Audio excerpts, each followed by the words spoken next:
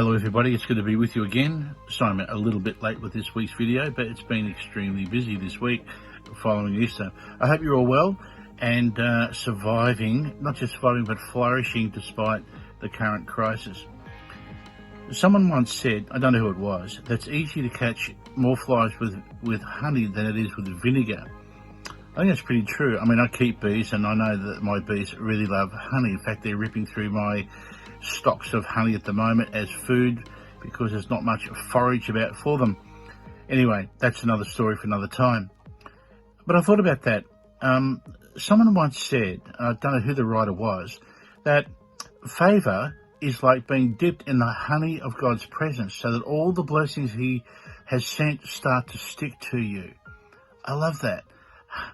Favour is like being dipped in the honey of God's presence so that all the blessings he has sent start to stick to you. And I thought about that in our current climate. You know, there are plenty of people who are under pressure or all feeling it at intense moments and so forth. And in those intense moments, sometimes our little flaws and failings can come to the surface as the blowtorch gets on that stuff. And we need to be mindful that when that stuff does happen, that's a gift from the Lord saying, you know, Milton, I want to deal with that. I want to deal with this.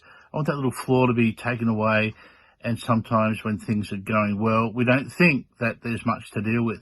Sometimes in a time of crisis or difficulty or suffering, these things can quickly come to the surface. And sometimes God allows those times of testing so these things do come to the surface and can be dealt with. But I thought about this favour thing. You know, twice in Scripture, there's a specific example of the fact that two people grew in favour with God and with human beings. Those two people specifically mentioned were Samuel in the Old Testament and Jesus in the New Testament in Luke chapter 2, verse 52, where it says that Jesus grew in wisdom and in stature and in favour with God and other people. You know, when God pours out his favour, it's not just in those two specific examples in Scripture either. There are plenty of other people like Ruth and Hannah and Nehemiah and Esther and Daniel and Joseph and David and many, many others who and Mary, the mother of Jesus, who actually had the favour of God on them for particular purposes. But when God pours out his favour, it clings like honey and it sweetens our actions and our interactions with other people. It enhances our ability to await patiently and to smile when things aren't going well. In fact, when things can be really difficult. And it's our ability to remain calm when everybody around us is in panic mode.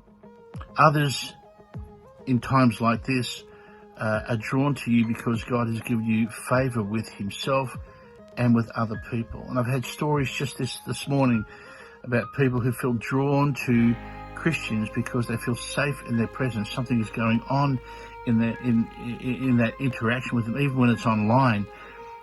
Folks, that's the favour of God. You know, that having been dipped in the honey of his presence so that all the blessings he has sent start to stick to you. It's a wonderful insight for us to look at in times like this. I want to encourage you this week to remember that the more time we spend in his presence in prayer, the more time we spend focused on him, we're being dipped in the honey of his presence so that all the blessings he has sent start to stick to us. That's the favour of God. That's one of the key parts of our mission to the world.